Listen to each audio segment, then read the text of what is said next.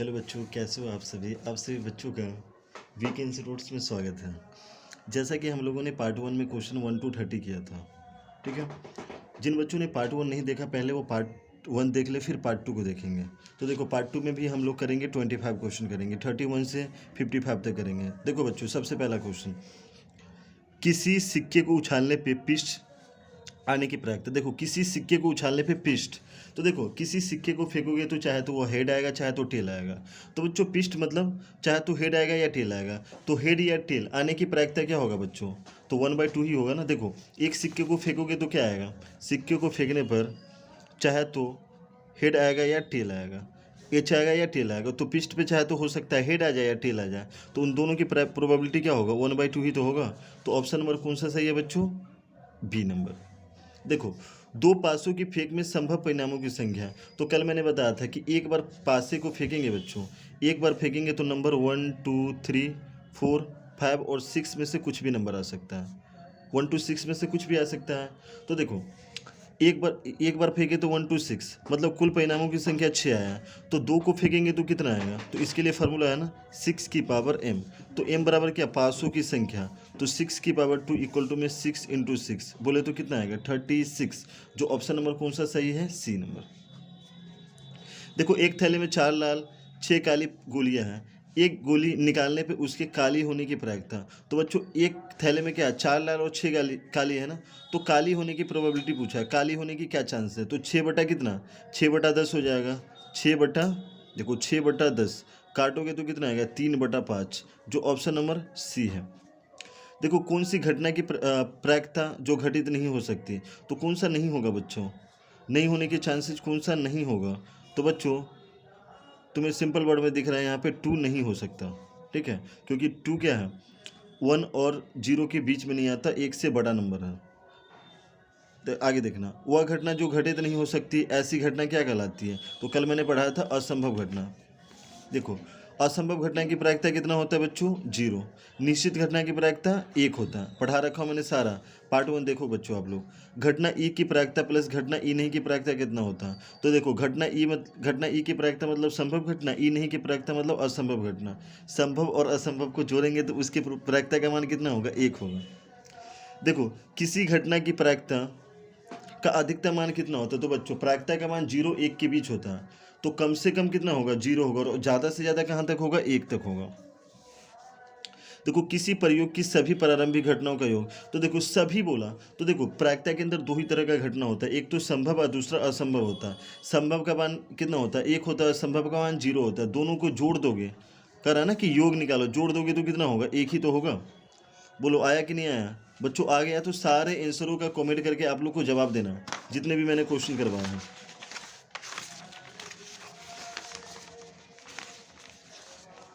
देखो, यदि किसी घटना की प्रायिकता पीई हो तो बच्चों प्रायिकता का मान क्या था? देखो, प्रायिकता का मान मैंने बताया था कि 0 होगा, मतलब नीचे इक्वल टू है, मतलब 0 होगा और 1 भी होगा और 0 1 के बीच भी होगा। तो ऑप्शन नंबर कौन सा सही है? बी नंबर है।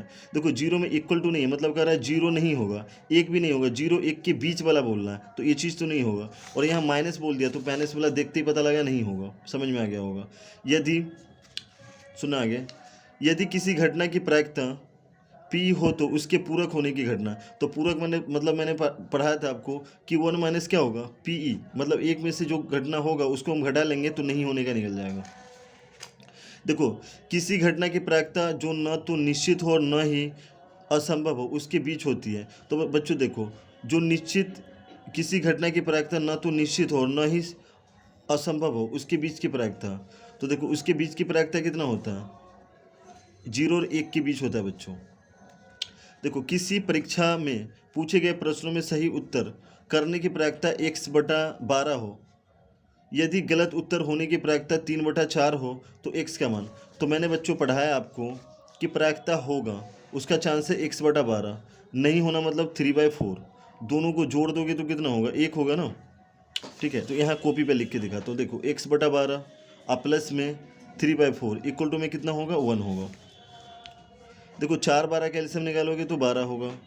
4 के टेबल में 12 एक बार में आता है, 1 को 1 से करो x, 4 के टेबल में 12 3 बार में, 3 को 3 से करोगे तो 9 होगा।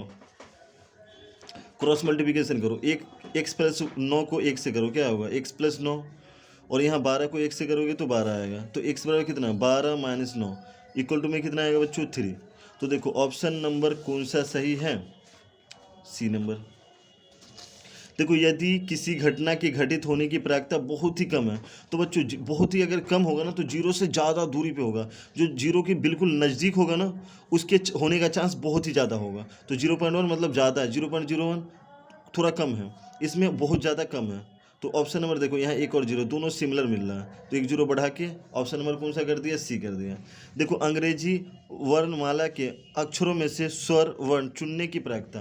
तो देखो अंग्रेजी वर्णमाला मतलब क्या, इंग्लिश अल्फ़ाबेट में कितने अक्षर होते हैं, 26 होते हैं। उसमें स्वर कौन कौन से होते हैं बच्चों, ए ई आई ओ यू, टोटल कितने होते हैं, 5 होते हैं। तो आंसर क्या होगा, 5/26। देखो अगला क्वेश्चन देखना, यदि किसी घटना ई की प्रायिकता 0.05 हो तो पी नहीं की प्रायिकता। तो बच्चों मैंने पढ़ा था होना प्लस में नहीं होना इक्वल टू क्या होता है, 1 होता। होने का चांस कितना दे रखा है, 0.05, तो नहीं होने का हम लोग निकाल लेंगे। क्या होगा नहीं होने का, 1 माइनस 0.05 घटा लोगे तो कितना आएगा, 0.95, जो ऑप्शन नंबर कौन सा है, सी है। बच्चों ये एनसीईआरटी का प्रॉब्लम है, इस टाइप के प्रॉब्लम आएगा। देखना एक पासे के एक फेंक में एक असंभव घटना। देखो एक पासा को फेंकोगे तो 1 2 3 4 5 और 6 कुछ भी नंबर आ सकता है। कर अभाज्य संख्या, तो अभाज्य संख्या क्या होता है बच्चों, जो खुद के टेबल, एक और खुद के टेबल में आता होगा। एक को नहीं मानते, 2 होगा, 3 होगा और 5 होगा, मतलब 3/6 काटोगे तो क्या आएगा, 1/2, जो ऑप्शन नंबर कौन सा है, ए नंबर है। आगे देखना बच्चों,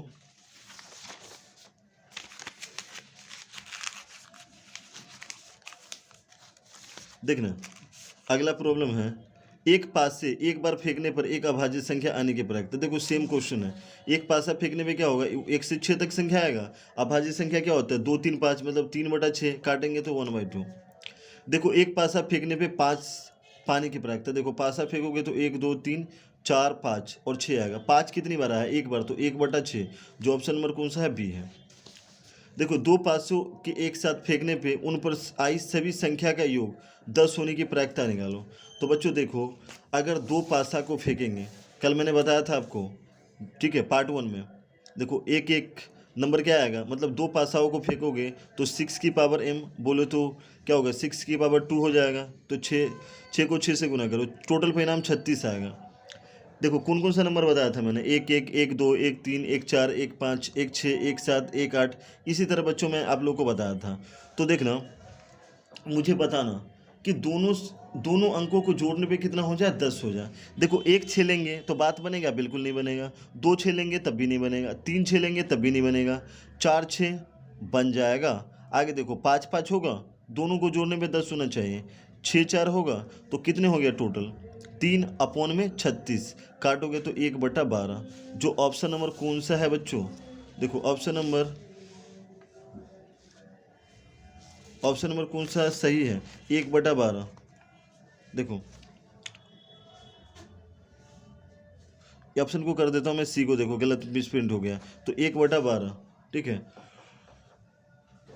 तो कितना है, सी नंबर ऑप्शन है। देखो ताश के 52 पत्तों को अच्छी तरीके से फेटी गई गड्डी में से एक पत्ता निकाला जाता है, एक तस्वीर वाला पत्ता। मैंने कल बताया था बच्चों कि टोटल तस्वीर वाला पत्ता कितना होता है, 12 होता है। तो कितना होगा, 12/52, काटेंगे तो कितना आएगा, देखो 6/26, इसको और काटो तो 3/13, जो ऑप्शन नंबर कौन सा सही है बच्चों, बी नंबर। देखो 52 पत्तों को अच्छी तरह से फेंटी एक गड्डी में से एक पत्ता निकाला जाता है, तो एक इक्का होने की प्रायिकता। तो बच्चों ताश की गड्डी में टोटल इक्का की संख्या कितना होता है, 4, अपॉन में कितना, 52, काटोगे तो 2/26 और काटोगे तो 1/13, जो ऑप्शन नंबर कौन सा है, सी है। आगे देखना, एक पट प्राप्त करने की प्रायिकता ज्ञात कीजिए जब एक सिक्के को एक बार, देखो एक बार फेंकेंगे तो हेड या टेल आएगा, ठीक है। तो पट मतलब क्या, टेल, तो टेल कितनी बार आएगा, 1/2, जो ऑप्शन नंबर कौन सा सही है, बी। बच्चों कैसा लगा आप लोग को वीडियो, आप लोग कमेंट करके मुझे बताना, और साथ ही सारे क्वेश्चनों का आंसर मुझे जो है ना कमेंट करके आप लोग बताना कि आप लोग से खुद से आया है या नहीं आया है। चलो थैंक यू बच्चों।